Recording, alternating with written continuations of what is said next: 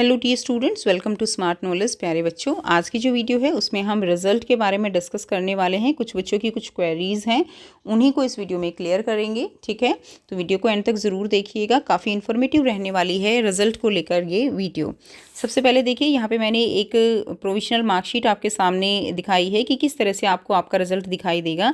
इसमें लिखा भी हुआ होगा this cannot be treated as original marksheet, तो ये ओरिजिनल मार्कशीट नहीं होगी और ये केवल प्रोविजनल मार्कशीट है जहाँ से आप अपनी परसेंटेज निकाल सकते हो और देख सकते हो कि थ्योरी में कितने मार्क्स हैं, इंटरनल असेसमेंट में कितने हैं और आपका रिजल्ट क्या रहा। सबसे मेन ये पॉइंट है कि रिजल्ट क्या है, प्रमोट हो, कंपार्टमेंट है, फेल हो, री एग्ज़ाम है, पास हो, क्या हो।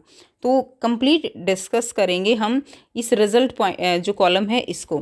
थोड़ा सा यहाँ से देख लेते हैं कि सबसे पहले आपको आपकी जो यहाँ पे आपकी मार्कशीट होगी उसमें आपको यहाँ पे सब्जेक्ट दिखाई देंगे। उसके बाद थ्योरी का मतलब यहाँ पे क्या होगा, थ्योरी का मतलब होगा मिड टर्म प्लस एनुअल। ठीक है, दोनों में कन्वर्जन होने के बाद कितने मार्क्स आए वो आपको यहाँ पे थ्योरी में मिलेंगे।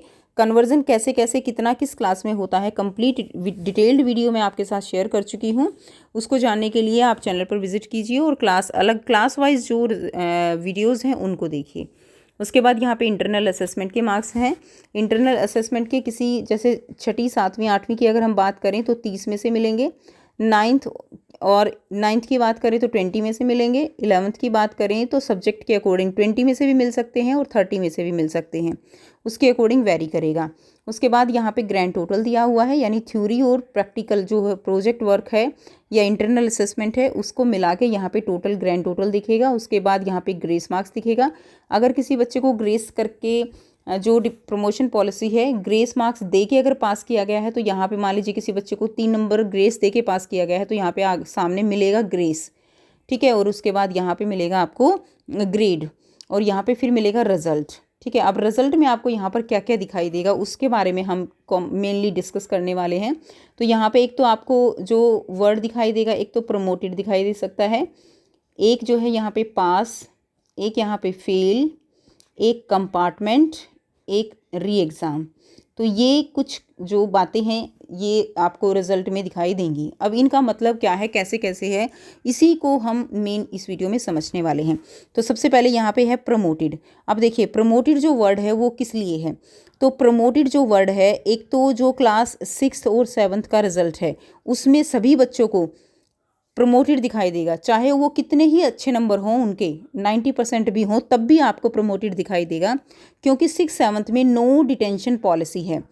ठीक है, नो डिटेंशन पॉलिसी जिसके अकॉर्डिंग बच्चे फेल नहीं हो सकते और उन सभी को अगली क्लास में प्रमोट कर दिया जाता है, चाहे उनके कितने कम से कम नंबर हों।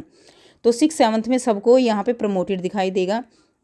अब 8th, 9th और 11th तीनों क्लास में यहाँ पे अगर प्रमोटेड दिखाई देता है, 8th, 9th और 11th में प्रमोटेड दिखाई देता है, इसका मतलब कि बच्चे को ग्रेस मार्क्स देकर पास किया गया है, चाहे वो किसी एक सब्जेक्ट में हो या 2 में हो या 3 में हो, कुछ भी हो सकता है।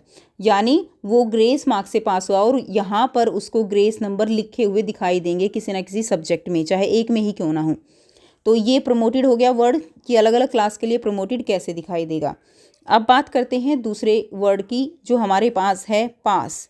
ठीक है, अब पास का मतलब क्या है, 6th-7th का तो यहाँ पे क्राइटेरिया ही ख़त्म हो गया, प्रमोटेड दिखाई देगा। अब 8th, 9th और 11th में पास का मतलब क्या है, पास का मतलब है कि स्टूडेंट जो है वो बिना किसी ग्रेस मार्क्स के अपने आप पास हुआ है, गवर्नमेंट ने ग्रेस मार्क्स देकर उसको किसी तरह की कोई हेल्प नहीं दी है।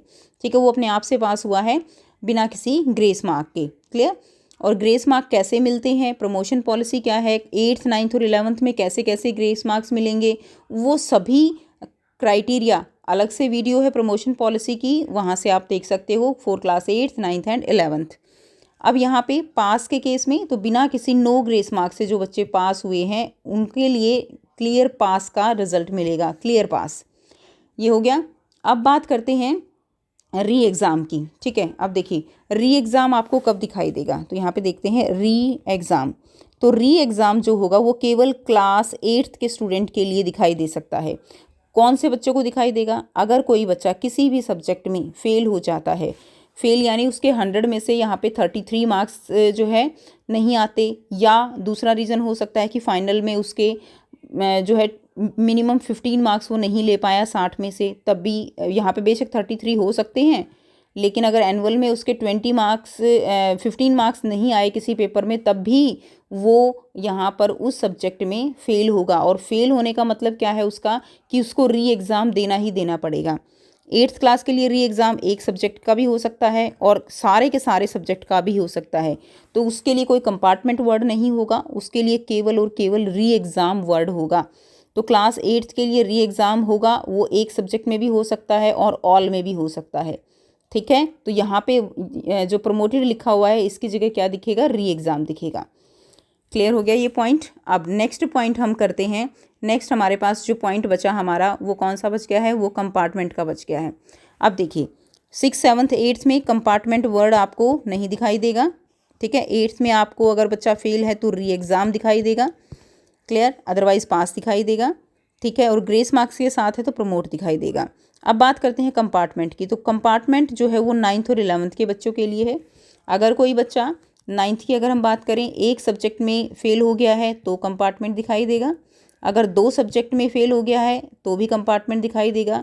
लेकिन अगर 2 से ज़्यादा में हो गया है, 2 से ज़्यादा में, तो कंपार्टमेंट कुछ या प्रमोटेड या कुछ दिखाई नहीं देगा, डायरेक्ट क्या मिलेगा, फेल मिलेगा। यानी उसको जो है 9th में ही रहना पड़ेगा, उसका कंपार्टमेंट का पेपर भी नहीं होगा, दोबारा उसका पेपर नहीं होगा, वो क्लियर फेल है।